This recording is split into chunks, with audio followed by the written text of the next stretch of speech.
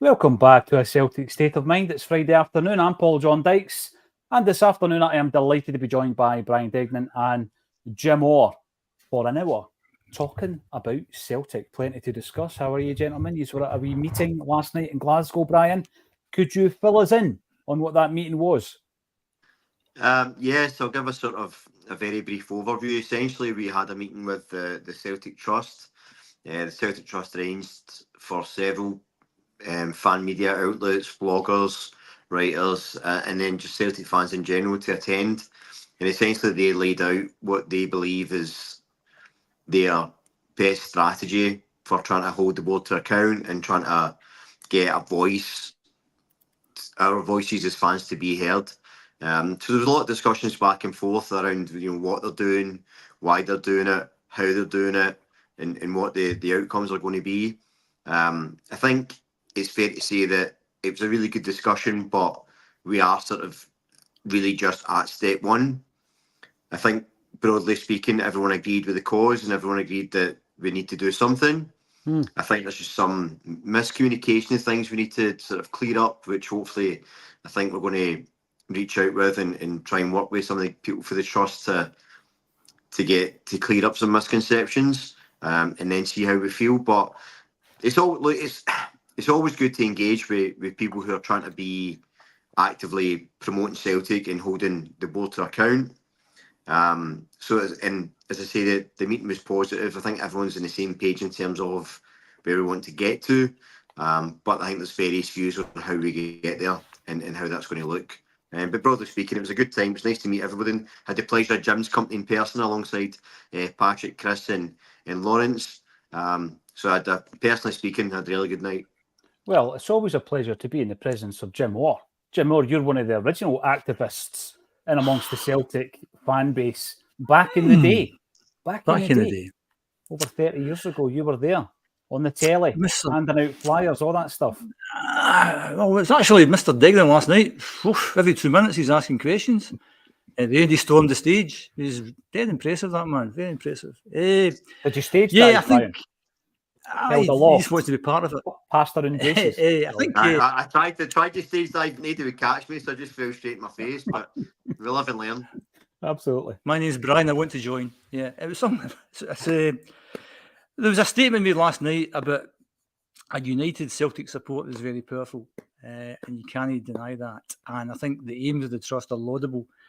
And I think if you want some sort of change, I think the Celtic Trust is like your best bet as a catalyst for that. You alluded to what happened 30 years ago. Social media has changed the landscape completely. Who do you support to try and take the club forward? What was noticeable about the guys on the panel last night, they're all of my kind of vintage, let's call it experience. Wasn't much young blood kicking about, maybe need a wee bit of young blood on the trust. Support what they're trying to do, they're trying to get 5% of the shareholding, that's the kind of aim behind it. And once you get 5%, you can do some things kind of to annoy the board, unless you've got substantial shareholdings, there's nothing really you can do. At the end of the day, in my opinion, unless Dermot Desmond changes his mind about anything, there's not a lot you can do as fans. It is what it is at this point in time. Point I made, I thought the main power lies with season ticket holders, because we're the guys who give them a sizable chunk of their income every year, and if they could be mobilised in some way, that would be a good thing to do. And then they started to talk about the Fans Advisory Board, which is the first time I'd heard that term.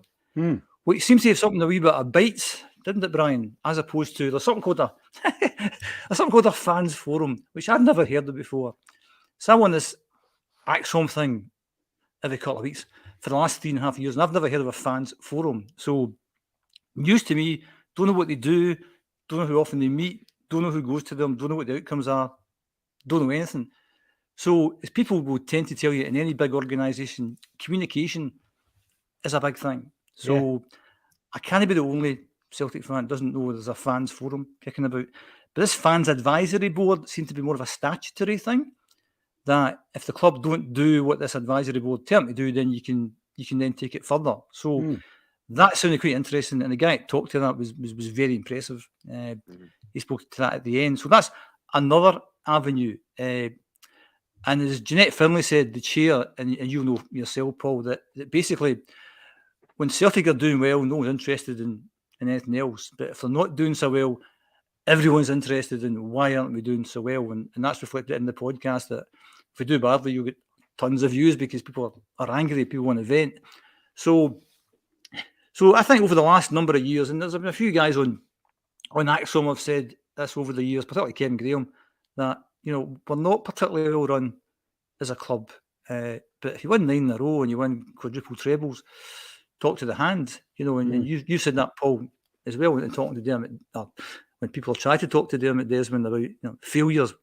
What failures? You know, you won 9 in a row, but we won 9 in a row because we're the richest club in the land, in the same way that Rangers won it in the 90s because they were the richest club in the land. You know, so if you got the most money, then you should win things. So yes, it's an achievement, but you look at a European record and it's embarrassing. And that's down to the people who run the club. You know, so, and I think because things have went a wee bit pear-shaped over the past, you know, maybe a couple of months or so, people are now starting to look a bit behind the scenes to say, well, what does he do and what does she do? And talking about non-executive board members and, you know, the kind of, without naming names, it's just, well, what does that person do and how long have they been there for? And that stuff, I think fans should be talking about all the time. And I'm not seeing the comments coming in, but I'm sure a lot of people are saying, go on, you talk about the football rather than talk about this stuff. But this is the stuff that's important. And I think if you want to have change at Celtic Park, I'd imagine the Celtic Trust, as I said, is maybe your best catalyst for that. I think the people on that panel have been supporting Celtic for a long, long time. They give up their time. It's not an easy thing to do. I'm sure they take a lot of flack from time to time. Everyone takes flack. We all take flack. I mean, be on a podcast, you get flack. That's kind of how it works. But I just think that we've not been a particularly well-run club, even if you point to 9 in a row and quadruple trebles. I mean, rivals across the city got to a European final a couple of years ago. They were one kick away from winning it, and we've been just rubbish, you know. So we've changed managers, we've changed players, we've done that kind of stuff. You know, we're a very risk-averse, not very ambitious club at all, and I think that comes from the top. And I think that was a general frustration that was there last night. That, well, how do you actually change that? Well, you can't really change it unless the guy at the top wants to change things. And going back, you know, 30 odd years, that the board were gettable at that point in time. You know, your David Lowe's of this world, your Brian Dempsey's had a chance of getting maybe over 50% and taking control. Those days are long gone. The financial landscape has changed completely. That's never going to happen. And the 5%, yeah, you can be a bit of a pain in the backside. You can call for an EGM, you can make it difficult, but they've got the voting power, so they're always going to win, no matter what. And that's why I think season ticket holders, that's where it's at. But how do you harness that power? How do you mobilise that power? And the question I posed last night was basically that, you know, would the club be amenable to putting a kind of levy on the season ticket, a tenner on the season ticket, and that goes to form some sort of season ticket, not a supporters club, but something, you know. And even if you get 20,000 fans, network, even if 20,000 fans agree to that tenner, that's 200 grand. For 200 grand, you could employ some people, you could take some action, you could actually do something. Whereas, you know, the Celtic Trust, they're all volunteers, giving up a ridiculous amount of their time to try and do something. So unless you get people on the ground, I mean, Celtic, I believe, pay for a supporters liaison officer, you know, who works for the club. But would you not want your own supporters liaison officer? You need more than one, I think. I mean, I don't go to away games, but you hear stories of outside Tynecastle and outside. We should have 3 or 4 supporters liaison officers sorting things out. You know, but if the club aren't going to pay that, well, we'll say, stick a tenner on the season ticket.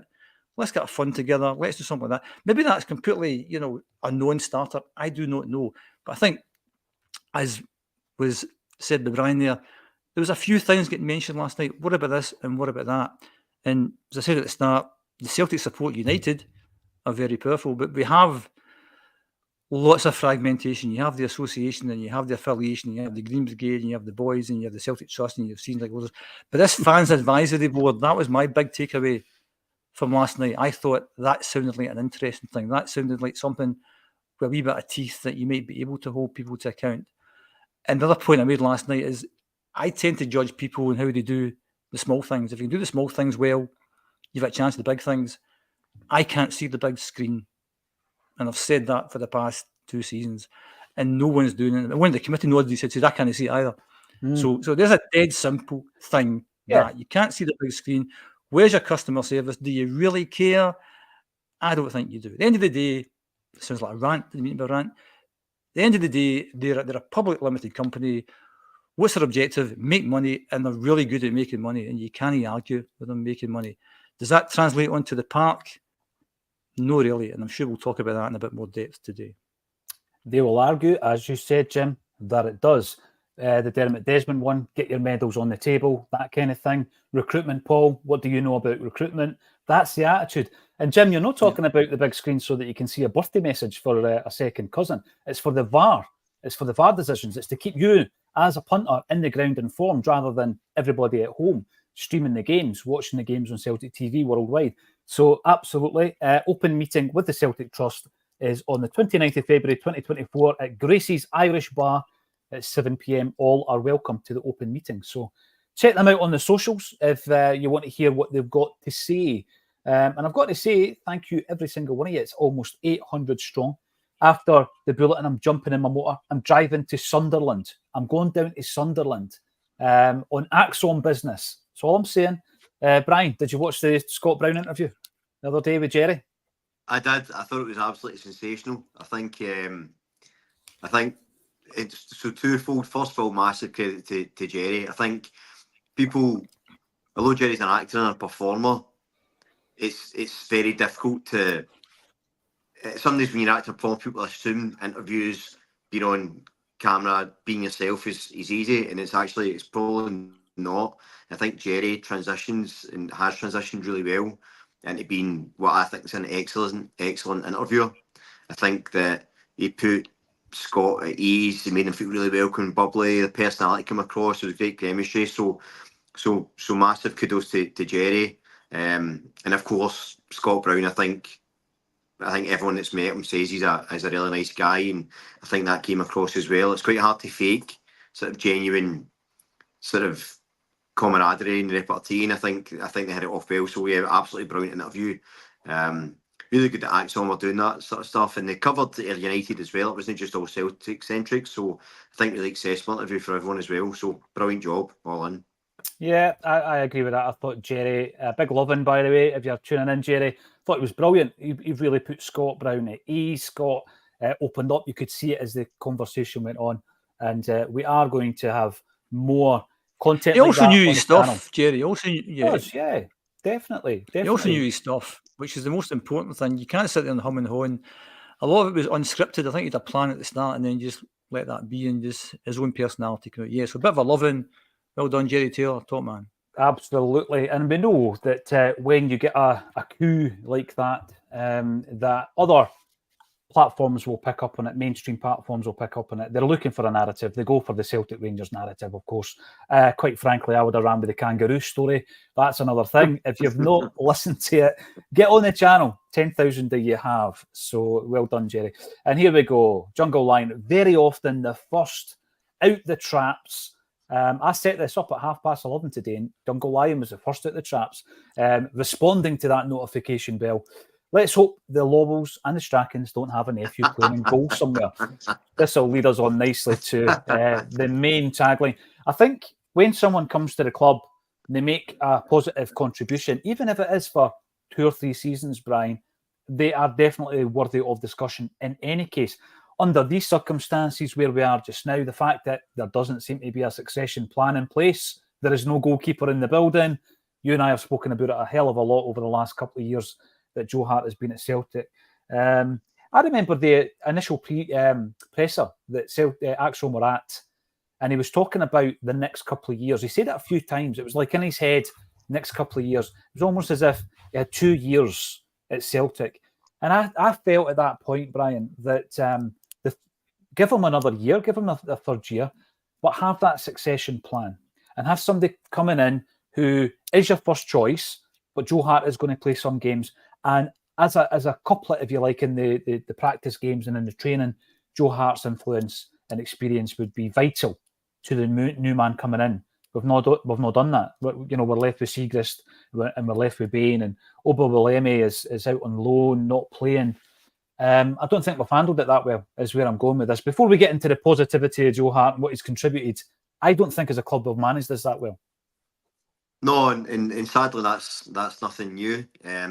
I'm forever harping on about succession planning, structures, and it seems bizarre to me that we'll talk about how we feel about Joe Hart and his performances and his place in sort of Celtic folklore, but irrespective of how you feel about him, it was always the case we had to replace him because of his age, or at least get another keeper in to provide competition, sort of worst case. And we knew that in the summer. We kind of knew it last summer, and nothing happened. And we thought, all right, okay, well, maybe definitely this summer though. That came and went. Right, January gets him done. That came and went. And then obviously Joe's been thinking about retirement, and fair play to him. I think he's done it the right way, actually. I think he spoke really well about his decisioning and doing it, and I think he done it in the best interest, taking a bit of pressure off the rumourville and things like that. So I thought that was good. But yeah, very strange decision by Celtic not to get a replacement tied up anyway. Now, apart from the fact Scott Bain and Siegrist aren't good enough, they're both not that young either. So even just in the interest of getting somebody in that was younger for a long-term strategy, they never done that either. It was very, very strange decision. So, and I think you can apply that logic to pretty much Celtic overall. It's just that I think Joe Hart's at the moment or the goalkeeping position rather, is the sort of personification of a lot of the problems at Celtic, because no succession planning, no long-term thinking, and we'll talk about Joe Hart separately, but it's just a strange situation to be in. It is a strange situation, and as you say, when you're bringing in a goalkeeper who's already kind of on the wrong side of 30, I mean, how good would it be just to be on the wrong side of 30, Jim? On the wrong side of 30. Then the plan should start right there. A long time ago. Don't know what that means. I don't know how long ago, Jim. But the thing is, I think the last 2 seasons, Joe Hart's been part of a team that we like all the players, we love all the players. I think this season he's came to the fore because those players that we love are kind of going down and down and down. And if I had to say who are the players who are worthy of a start this year, then Joe Hart's one of them, Carter Vickers is one of them, Callum, Matt O'Reilly, Kyogo, that's it. So he's part of that cohort, I think. Whereas last season, and the season before, we didn't talk too much about Joe Hart because he was part of a lot of guys who were really good. But he's been pretty important this season. He's made a lot of really good saves in the last few games that if he hadn't made, the league's finished. So he sort of came to the fore. He's a big personality. He's a leader. And apart from Callum McGregor, we don't have any other leaders in the team. And that's go back to the kind of short-sightedness of the recruitment and succession planning and all that kind of stuff that we've talked about ad nauseum for quite a while now. When he first came, I didn't know what to expect. You can hear the stories of a big head and what have you, but he's been unbelievably good. He is somebody you would maybe like to keep in some sort of coaching capacity, but I know that Stevie Woods has that kind of sewn up that job, so I'm not sure where he would go if he stayed. He's made a huge impact, very popular figure, and hopefully he does go win that 3rd league title. It'd be good if he did. But yeah, the lack of succession planning, the Siegrist thing's bizarre, I think, because he looked really good with Dundee United, and a lot of Celtic fans, myself included, thought he's not a bad guy to get. Scott Bain's still kicking about there, earning a wage as well. So you've got no confidence, as you said, on the other two. And there's bits maybe in the past couple of seasons people were a bit unsure about Joe Hart. Not so much about his shot saving, more about going to wander and nobody will play Ange ball and stuff like that. But he's, no pun intended, head and shoulders above the other two. And it's just a shame we haven't got a Butland type of keeper. Was that deliberate? No, I just thought about it there. Just when I was talking about it. I just thought you thought it. Nice one. As you do. As you do. As you do. So, it's a concern because we need 2 good goalkeepers, I think, and we don't have...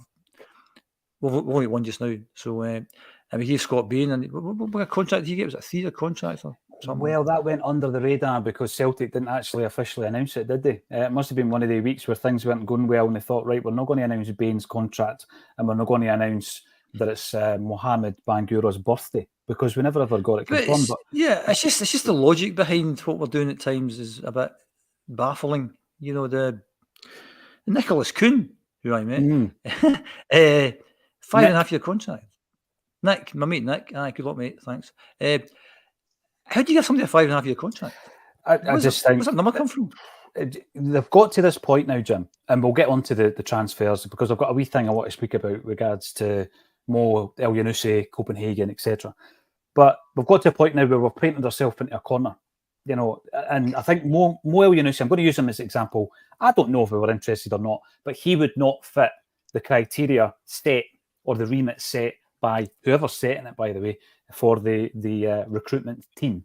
Mo El Yunusi wouldn't end up on a shortlist of players if you're looking for a winger because of his age profile, Brian. So, yeah, free transfer. Brilliant. Okay, so no transfer fee, so you can afford to pay him a wee bit more in wages. But what we've done in terms of a winger when Jota left, and I'm not saying he was as good as Jota, I'm not saying that at all, and I know that he divides opinion a bit, is we've gone out and bought 4 wingers. 4 wingers, right? All of whom have come with a transfer fee. And obviously, kind of smaller wages, but combined equals probably the wages of El Yunusi. He's going to Copenhagen. He's playing with a Champions League team in the last 16, albeit they're going to get probably papped out by Man City. But they've done really, really well, Brian. I think that you can have a formula, you can have something that works, but you need to be able to be prepared when the right body comes along, like Aaron Moy, to say, okay, we're not going to make any money off this player, but will he improve the team? And if he improves the team, then we've got a better chance of winning the league. I just think that we've got this plan, this formula, and we're too stringent. We stick to it too rigidly. So, listen, there's going to be others. I'm using El Yunusi as an example, Brian, but we wouldn't sign him because we're too rigid with our transfer strategy. And we wouldn't look upon him as being an asset. But he is an asset. We just won't make money off him, but he still is an asset, isn't he? A guy like that. Yeah, well, what's really interesting about that, and I think any successful team and any successful business has to be about balance. So actually, Lawrence made a brilliant point last night, actually. We were having a chat in his car, and he says, you know, why don't we have a quota where you're getting, say, 4 really experienced players in, or say you're getting 4 players of high value, 4 players from Scotland or lower leagues, and then 4 academy players promoted, and then between that, you get some sort of balance. So you've got a bit of experience, project players, and your own players. Now, obviously, it's not going to work quite as neatly as that season on season, but this idea of always just in projects, because it's worked in the past, when you've got the likes of an Aaron Moy, an El Yunusi out there, I think it's very strange. And it just comes back to that sort of, I can't see the logic in some of the decisions. And that's what I find really strange about things. So the wingers, for me, is baffling situation. So I posed a question, I think, last time I was on, and we'll talk about Rocco Vata again, and he's become this sort of thing that we seem to bring out, but he's just an example of an academy player who's on the fringes who could probably get a chance, right? It's not that we think he's messy. However, the point I made was how much better than Vata is Zhang, Kuhn, Tilio, for example. Like metrically, how much better? And I think somebody in the comments said, oh, they're miles better. And I says, right, in what areas? In what way are they miles better? Are they faster? Are they stronger? Are they better crossing, better passing, better dribbling? What is the metrics for that? Because for me, I think one player you're taking a bit of a gamble on, but you can't sign 4. It's just madness to me. And picking up with somebody else in the comments, actually, they said that I was really positive about Brendan Rodgers last week. I'm not sure I've been positive about Brendan Rodgers all season. But I think what I said was I would back him to, when he's back against the wall, deliver. But it does come down to his decisions to, you know, he's playing Bernabei when either he could just switch position and maybe play Frame. Mentioned a few times he gave him his debut, never played him, played Bernabei, who clearly isn't up to the task. These are decisions the managers are making in game and in selection. Because all he can affect, right, he can't affect recruitment now because it's done, right? Not we can do that in this instant. But what he can do is affect who he's picking and the way he's picking it and the system he's setting up. We spoke for ages complaining about the wingers. We'll play a system where play a 3-5-2 and have your fullbacks as wing backs and don't worry about the wingers. Like, it just, there's so many things that I think you could try differently. They just aren't. And that's just as much Brendan as it is anyone else. And again, with guys like El Yunusi, to go back to your point, surely a manager like Rodgers could see the value in that, because it's what I would describe as a no-risk proposition. Because he knows the club, we know him, we're not paying any money for him, he's experienced, and absolute worst case, he can do a turn if we're struggling and he's better than what's there. So it feels like an absolute no-brainer. It might say, people might criticise, as they want to do, it's a lack of ambition, sign a foreign player for free, and I can see the argument there, but it also doesn't, it's risk-free. It's like when we signed Moy and people were going nuts. It's just risk-free. Why not do it? And it's that weird. Is that the recruitment team? Is that the manager? Is that the overall strategy or lack thereof? And again, I just, to sum up my points, I think it's just the lack of logic around things is what I can't quite piece together. I can't, when they make decisions, even if they're wrong, I can go, right, well, I see what they were thinking. But some of these decisions, I can't see where they're coming from. No, and by the way, I'm using Mo Elyounoussi as an example. Copenhagen have been the subject of much discussion in the European football circles this season. And you look at the team, they've got Mo Elyounoussi, who's a guy who can play on both wings. As you say, Brian, he knows the club. Now, that's important. It's not the old throwaway knows the city. He knows the club and the standards of the club. We've been complaining all season about, players coming in who don't necessarily know the importance of winning every game at Celtic. And yes, even when you don't win well, you might get booed and all these kind of standards, and they're maybe not used to it elsewhere. So Elyounoussi knows what is expected. We know what he can do. And obviously we've got our own internal stats, I would hope, on the player for the 2 seasons that he actually played with us. He's doing really well.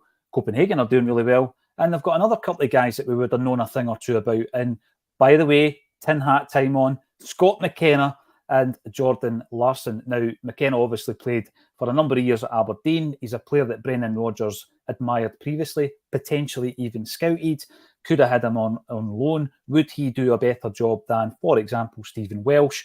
Let me know in the comments. Would Mo Elyounoussi do a better job than Kuhn? Let me know in the comments.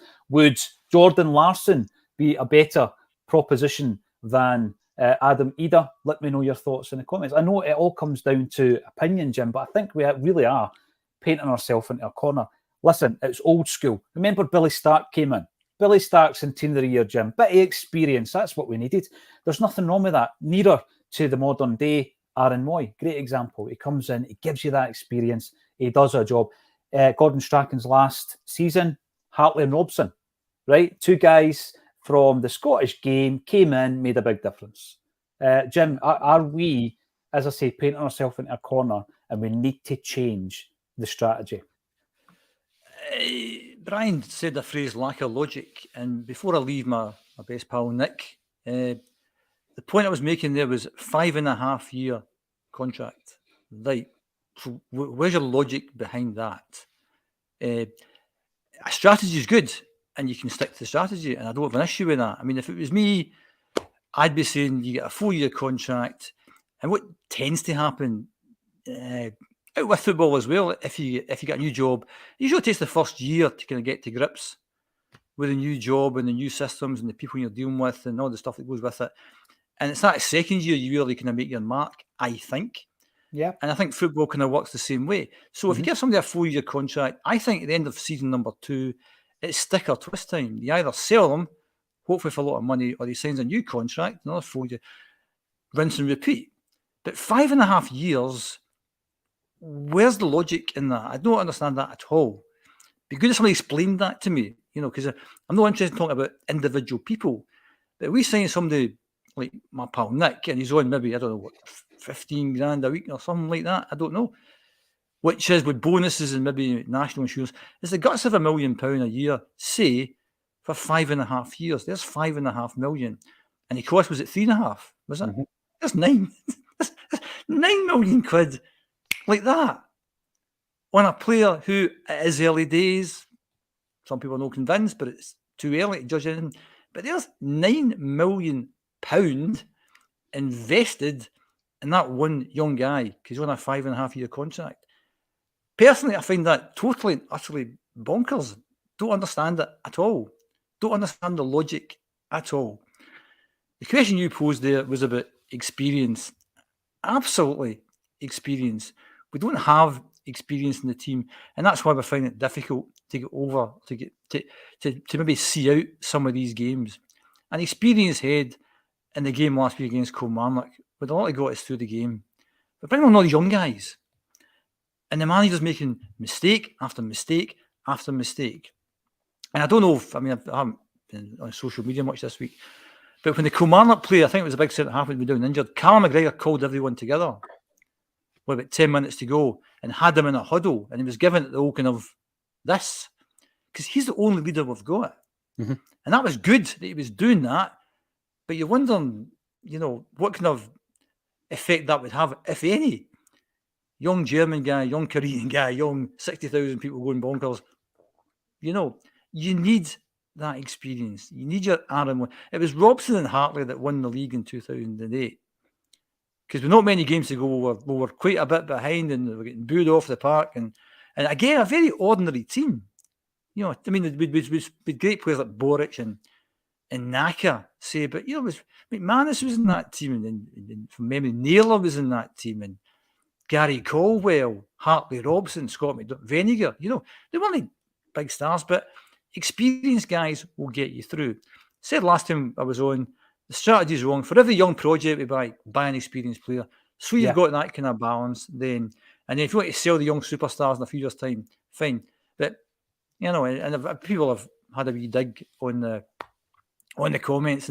But I'll say it again, that there has to be players out there, 28, 29 years old, ex-international players, maybe played for Sweden a couple of years ago, no longer play for Sweden, have played lots of games in Europe, whether it's the Champions League or the Europa League or it doesn't matter.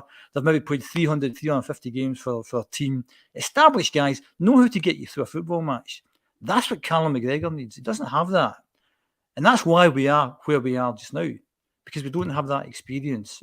And as you just said, Brian, you can't sign all these young guys and hopefully it's going to work, because it's just young guys. And they've totally bemused. You win a game 1-0 and the fans are booing you. If I'm them, I'm thinking, just like on the back of that, when you talk about experience and you reference Hartley and Robson and stuff, and I'm 100% with you. I've said often that was one of my favourite Celtic teams because they overachieved and it's due to good management. You mentioned the comments, somebody saying we're defending Rodgers profusely. I've no idea where that's came from because we've not.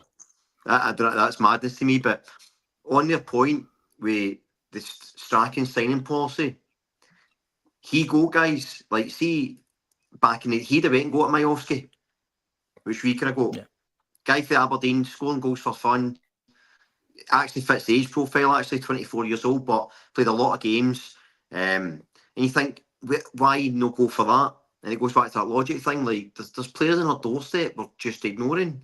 Yep. And that can't just be down to, like, I know we've got a recruitment team, but surely Rodgers, if you're a football manager or a head coach or whatever the terminology is, I mean, Alex Ferguson made a career out of it. If you played well against Man United, they would sign you. Do you know what I mean? So that there's a simplicity of football at times as well. And I just think, to your point, like, yes, it's about balance, but there's a common sense thing there. And I think Gordon Strachan sort of, he signed guys like Gravison, Jarosik, big guys, but they never contributed really. Whereas guys like Hartley, Robson, Caldwell, McManus, Paul Telfer was there. Don't forget Telfer.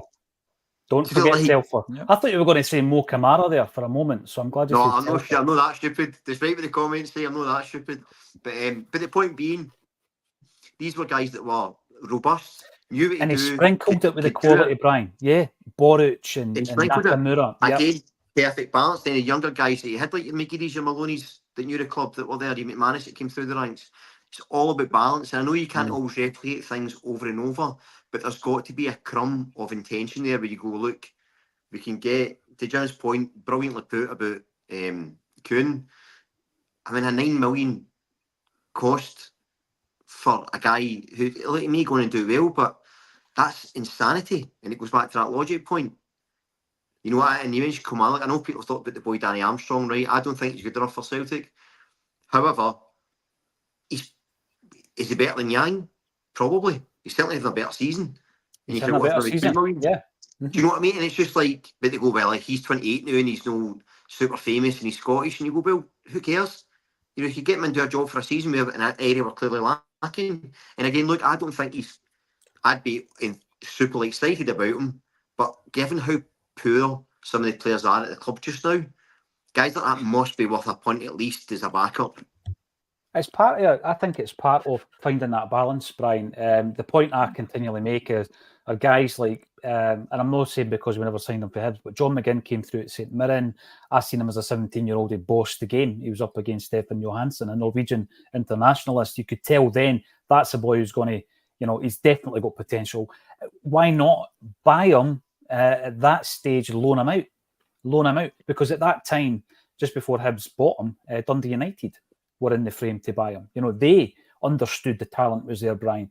And I think that you could bring him in and loan him out to another team in Scotland, not even necessarily the one you brought him in from. We did it with Ryan Christie, didn't we? He might not have been ready for Celtic, but we thought, you know, if we don't get him now, someone else is going to take him away. He's going to become too expensive. If he goes down south, too expensive. So getting him in, and if they're not ready for the first team, loan them straight back out. Lewis Ferguson at Hamilton, you knew he was a great player then. Never mind now, all these years later, when he's breaking records in Italy. And I know that the moves that these guys have had have made them the players that they are. And the timing of the moves, going to Italy, becoming the player that he now is. But you could see, you're buying potential. I'd rather that was a project signing. Bring them in and then loan them back out to a club that you think is suitable. It worked with players in the past with regards to the loan system. So I think, yeah, there's other ones. We all know about Andy Robertson, you know, Aaron Hickey. I'm not just listing guys that we missed out on. But there seems to be an issue with us bringing in players from our own country. Miovski, playing within the country, we wouldn't even sign him. I'm going to throw in a low bowler here because I wouldn't want to sign Dykes for any reason other than the fact that it looked good on my wee boy's jersey. But would he be any worse than Adam Ida? I'm not quite sure. Would he have made more of an impact? I'm not quite sure. So I sometimes think that we turn our nose up based on not a snobbery, but just this, you know, this belief that they're not going to do the business in Scotland. Now, when you look at Nico Kuhn, because that's what Jim calls him now, because they're buddies, if it was going to be 9 million, and it won't, because there's no way he's going to be at the club for 5.5 years, right? If it was going to be that outlay, you look at the amount of players like him that have signed for Celtic. You look at that list that I read out the other week, Brian, 56 million quid spent on players that came in between 2010-11 and the end of last season who failed to play as many as 50 games for Celtic. So you can write them off as being a flop. Not one of them was a guy that came in, played 20 games and got a move to AC Milan. They were all flops. 56 million quid wasted down the tubes. And there's a few guys, I think, that were brought in this season who will be added to that list, probably taken up to 70 million plus. So we can bang on about being this club who are very well run and very rich. But by the way, we have spraffed a lot of money down the tubes as well. Really keen to know what you're thinking. Jean-Paul II, the goalkeeper, will or should be a long-term role for whoever we buy. Splash the cash on Kelleher. Can our Irish contingent come in and confirm that his name is Kevin? It is the Irish Kevin, I think, Kelleher. Let me know. I like to get my pronunciations right. The thing with that, Jim, Celtic are never going to be spending 15 million plus on a goalie, are we? No, neither they should. I mean, this is about being sensible. I mean, everything comes back to logic. Right now, you sign any player that's a bit of a risk, but you do your due diligence and you come up with somebody, and if it doesn't work out and you've done all your due diligence, you say, well, okay, that's kind of fair enough. The point I made at the time, and it's kind of relevant now, was when we bought Bernabe. Now, was it 3.75 or something? Is it something like that? So yep. the guts are £4 million, right? So you're saying to somebody in the scouting department, here's £4 million, and you can scout the world, right? You're not scouting the west of Scotland. You're not scouting the English Championship. You're not scouting France, Germany, Portugal. You're going to Asia if you want. You're going to South America. 4 million quid, get me the best left back out there. They come with Bernabe. So you're thinking, where's your logic in that? Because for 4 million quid, surely you could have got a lot better than that. You could get a relatively experienced international who plays for Poland or Hungary or I don't know, because that's not my job. But that's their job. And you come up with Bernabe for the guts of £4 million. You're telling me that's the best value you've got for the £4 million. Any other job, that's a sacking offence. It must be.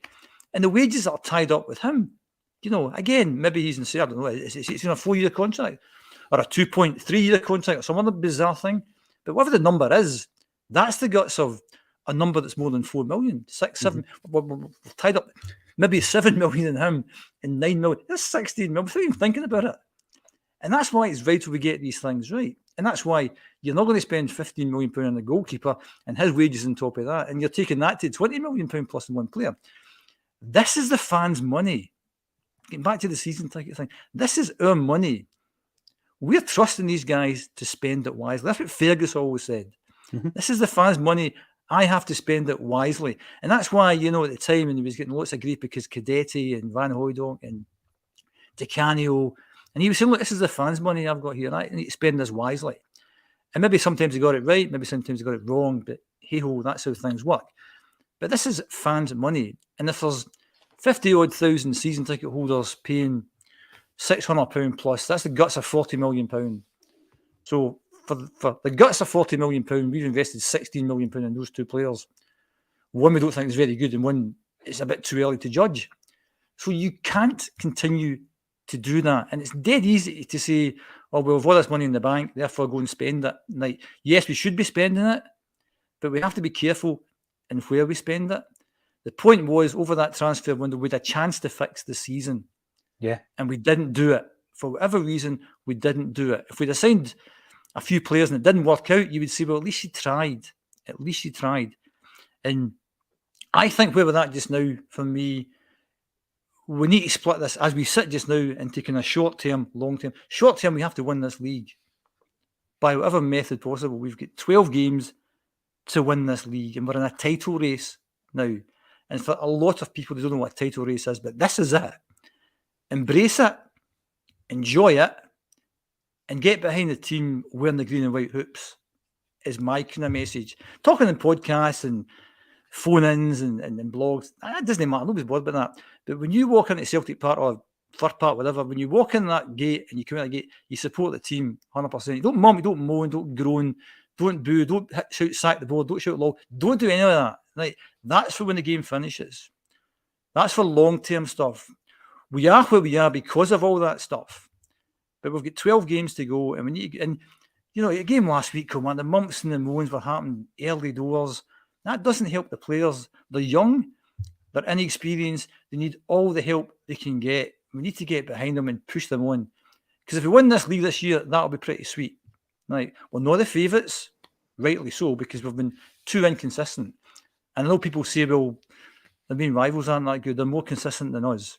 We beat them twice, yet they're still ahead of us. That's our fault.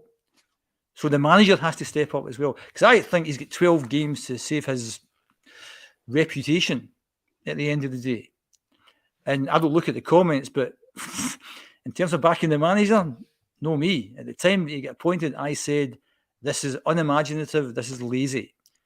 Because for me, and I hope he pulls this off, hope, as a Celtic fan, I want to win this league, but the trajectory of the manager, and I don't blame him for leaving last time because I think he was undermined by the chief executive, but the trajectory of the last time he was here, 106 points, invincible season, 82 points the next season, and was doing worse when he left. The trajectory was down.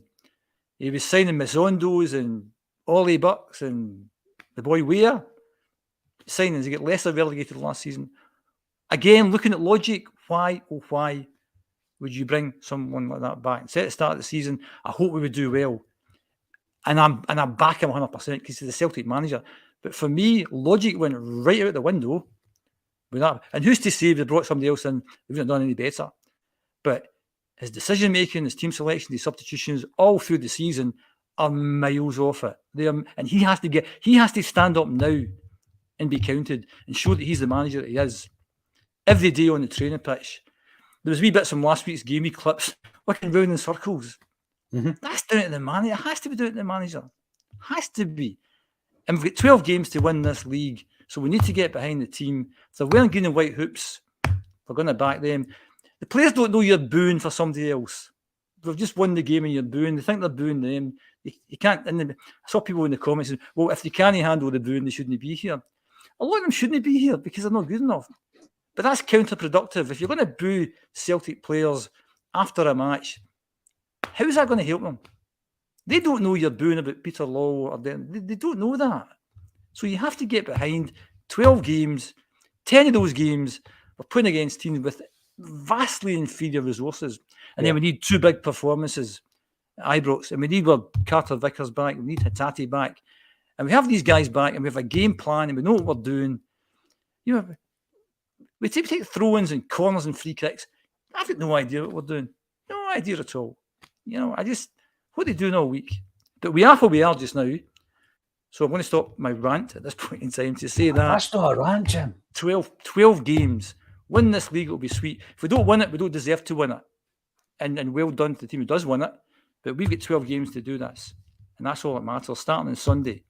And what I think, I mean, I don't go to the away games, but I think the away support are far more supportive of the team. And I know people talk about entitlement and all this. There's a bit of that. Of course there's a bit of that in it. People are not used to watching Celtic not win games.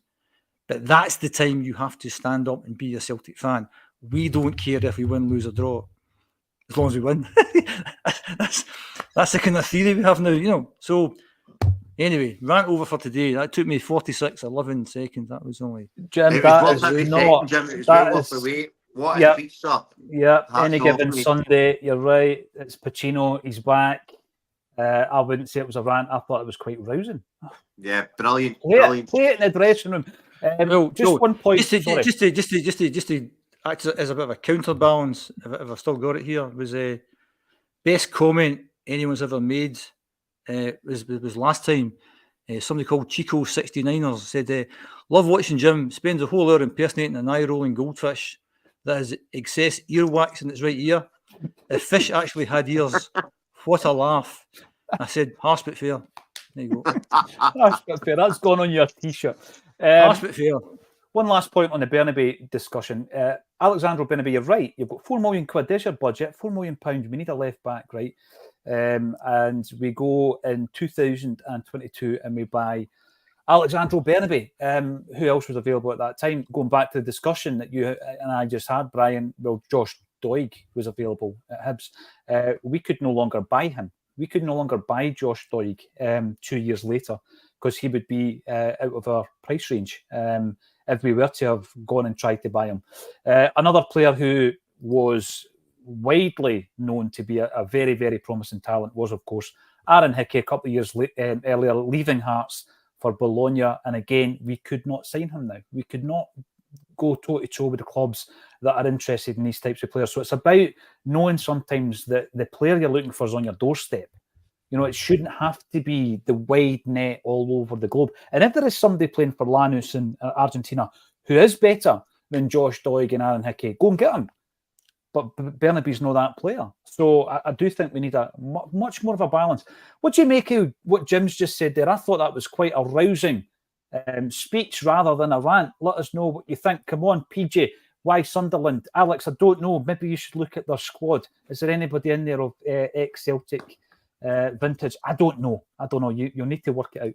Are Acsom still on the Brendan bus? Donny Tiny Hands. We didn't use public transport. We don't use buses, but I think Brendan bus at that time, I'm going to say it, I remember Jim calling it out as being an uninventive, uncreative appointment.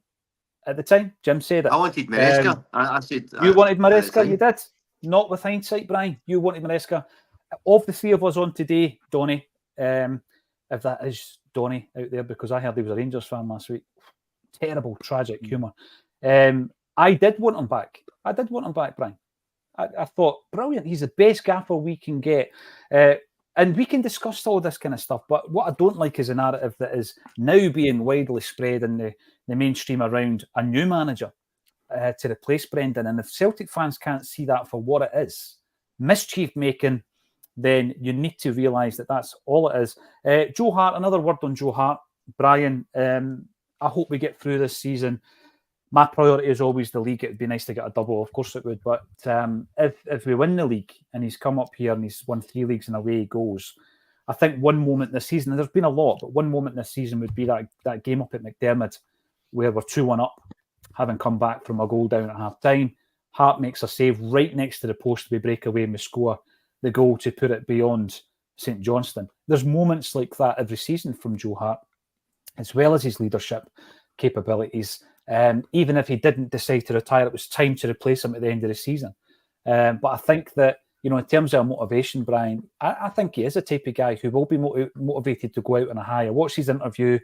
Is that a life coach that interviewed him? Is that the guy that helps him mentally to fine-tune his Celtic state of mind before games and stuff like that? So it is the right time, Brian, but I do think that even this season, when he's been coming under a lot of criticism, I don't think he's had a bad season.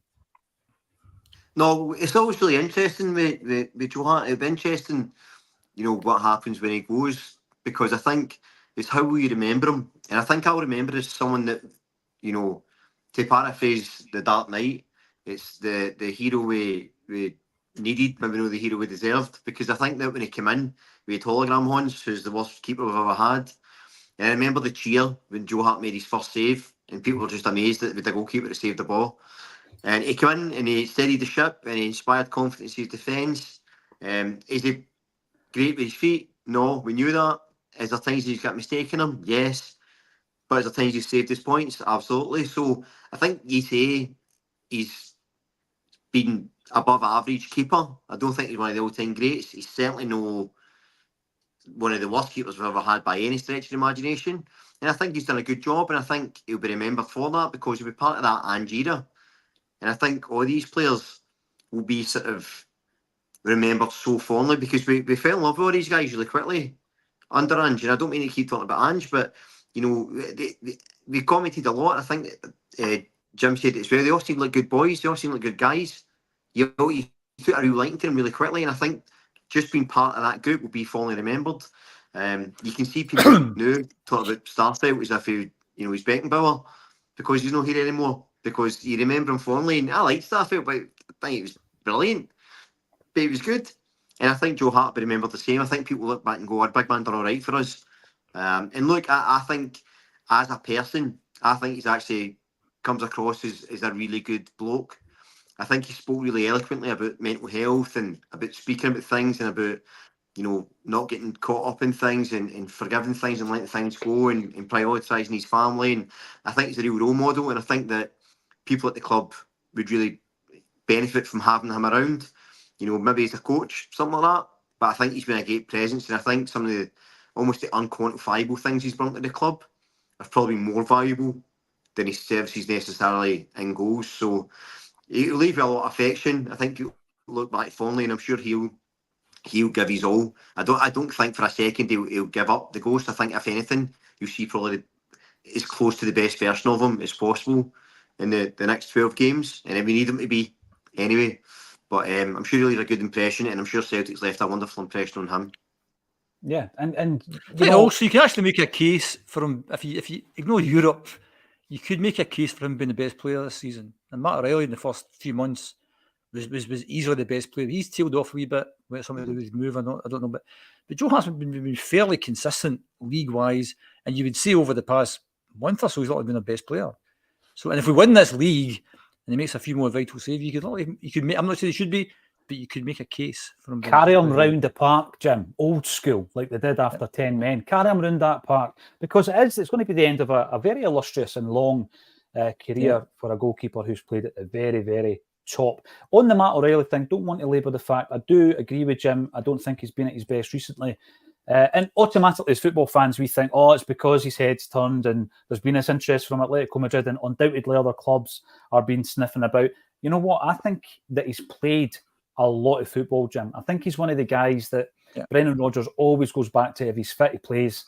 And it could actually be a bit of fatigue. I mean, when you think back to the "we never stop" mantra of Ange Postecoglou, the klaxon has been ringing all day long on Ange ball. However, for 2 years, that intensity, Jim, are we seeing some of the ramifications of that? Are we seeing Carter Vickers picking up more injuries than we would have expected? Are we seeing guys that are maybe running a bit empty at this stage? I think it's down to the squad, the fact we don't have a big squad. We don't have a squad where we can depend on players coming in. And because he's been playing so well, you're never going to leave him out. Games are too vital. I think that third cog in the midfield's a bit that's been missing all season with Hatate being out. And again, the manager went for Turnbull instead of Hatate at the start of the season. Mm-hmm. That might have made a difference if Hatate had been playing it all season, might not have picked up the injuries he's got. So, yeah, I mean, who knows? Matt O'Reilly's a young guy, big future ahead of him. Yeah, a potential move has to weigh on him. Yes, maybe he's been playing football. Maybe that's a combination of both of those things. Who knows? But yeah, good player at the moment. Probably the best player of the year. Hopefully he can kick on as well. I mean, without ranting again, 12 games to go, 12 big performances, and go for it, Matt. Go for it, Matt. Yeah, step up. We want players like him, players like Kyogo to really step up to their best form. Who's the snitch? A lot of fans wanted rid of Hart, short memories. You know what? This is a fickle business, supporting football, isn't it? Supporting a football club. This is what happens. It swings. 1 minute you're the best that there possibly could be. I think we've seen that with Luis Palma all season. The opinion on Palma has gone from him not being good enough in a Celtic jersey to him scoring goals in the Champions League. It does happen. But I think overall, I would agree with Jim. I think Joe Hart's had a very good season. The underwater cabbage salesman, how are sales? Copenhagen, Bodo Glimt, Sparta Prague, etc., are all competitive in Europe. This is a stark example of the possibilities of the club if we had ambition and competence in the boardroom. This goes on from a conversation we had near the start of the show for anyone who's tuned in a wee bit later, whereby there's a few guys in that Copenhagen team we could have had, and it wouldn't have taken much effort to get them, or indeed outlay, and we could have had those guys. Would you have taken Moel Yunusi, Jordan Larson, and Scott McKenna? Let us know in the comments section. Stevie Boy is also in on the comments. Martin, some of his decisions in goal are baffling, talking about Joe Hart. No doubt a decent shot stopper, but punching the ball when it's easier to catch, and his positioning at set plays, right time for me. I tell you what, though, he's not really had a settled defence in front of him either, so I'm going to throw that in as a wee mitigating circumstance. Brian, give me your lineup for Motherwell on Sunday. Must-win game, as Jim said earlier on. All the cliches are getting rolled out. 12 cup finals, starts at Fir Park. What's your lineup? Going to start with Joe Hart in goals. And just to address that, the comment for the contributor, you can think Joe Hart's had a good season and still think we need to improve the goalkeeping situation. Both things can be true at the one time. It's not a binary sort of thing. But I'd go Joe Hart, go back three of, I'm going to assume Cameron Carter-Vickers is fit. It would be CCV in the middle, Scales left centre-back, Welsh right centre-back, two wing-backs of Taylor and Ralston. Midfield three, O'Reilly, McGregor, Iwata, and a front two of Maeda and Kyogo. Because then you can easily shift that around if you need to. I think you eliminate the need for wingers, which we don't have. I think Maeda can defend for the front and run at the back and provide space for Kyogo. Iwata can sit in front of the back four if it spreads. And Taylor's probably better moving forward anyway. He gets exposed at the back, so push him further forward. And I think Ralston's get the dig to come in midfield if need be. So that's my rationale. No, I like some of that. I like Iwata. I've been talking about Iwata for a few weeks. I also think there needs to come a point where Nawrocki is reintroduced into the Celtic side. Jim, what about yourself? Can you see Brendan being a wee bit less cautious, maybe changing the shape like Brian suggested? Not a chance. No, I like that team, to be honest. And like yourself, Iwata, I think Iwata might be the key guy in these last 12 games. I think Callum needs help in there. And any time Iwata's come on, he's done well. And the derby last year, maybe come on and he settled things down really well. Yeah. And the derby there, he was the guy, I can't remember if he was injured or not, but if he would have been fit, he was the guy who was brought on in the derby game, but the manager completely messed that up and we almost dropped points. So Iwata, yeah. I like Ralston going forward. Johnson's a lot like a better player, but Ralston either scores goals or assists and goals, and we need to score goals. So Ralston, good. I agree with you, Paul. Nawrocki, I think it's time for him to step up. I think Liam Scales done a brilliant job, but maybe a bit like Matt O'Reilly, maybe he's maybe fading a wee bit. Hopefully Carter-Vickers is fit, because if he's not, that's a problem. And Taylor, yeah, so O'Reilly, Calmack and Iwata. I'd play two wingers, genuine wingers who can beat people in theory, and that'd be Yang and Kuhn, my pal. and Kyogo up front. Just get the ball into the box as often and as quickly as you can.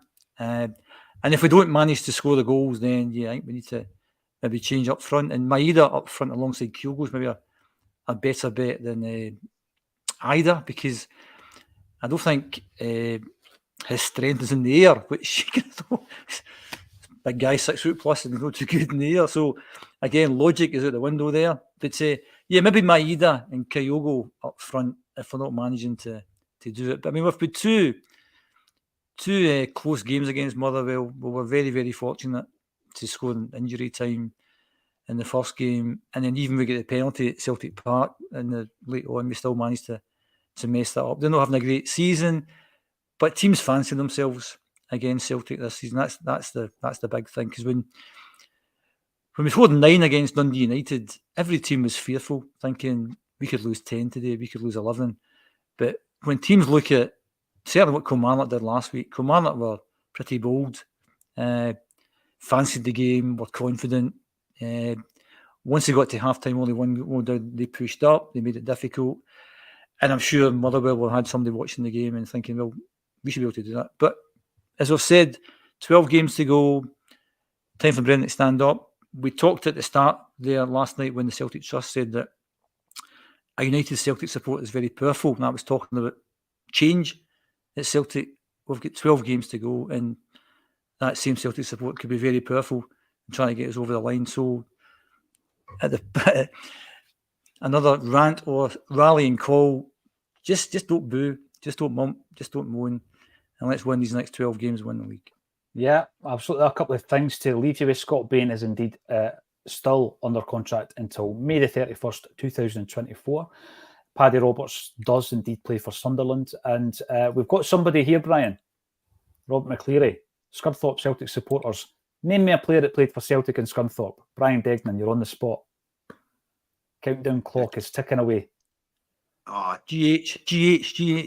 Gary Hooper. Striker. Gary Hooper, there you go. Gary Hooper. Where is he now? Still playing. He's still playing, Gary Hooper. What a player Hooper was, by the way. One of the most underrated strikers we had. What a player. Yeah. 36 years of age, still playing for Barnet. Thanks everybody for getting involved.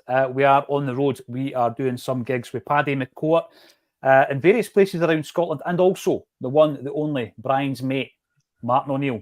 He has shared a sherry or two with Martin O'Neill in the past. Let's go and do it again in April. Tickets are underneath this video. I've got to thank everybody for your support. The viewing figures have been phenomenal over the last wee while. Yeah, it sometimes feels like a therapy session, but if you've joined us late, go back and listen to Jim Orr's Any Given Sunday Al Pacino-esque speech at 42 minutes of this show. It was very rousing. I'll be playing it again just before the Motherwell game in case I'm getting nervous. Thanks everybody for getting involved. Thank you also to Brian Degnan and Jim Orr for joining me on A Celtic State of Mind.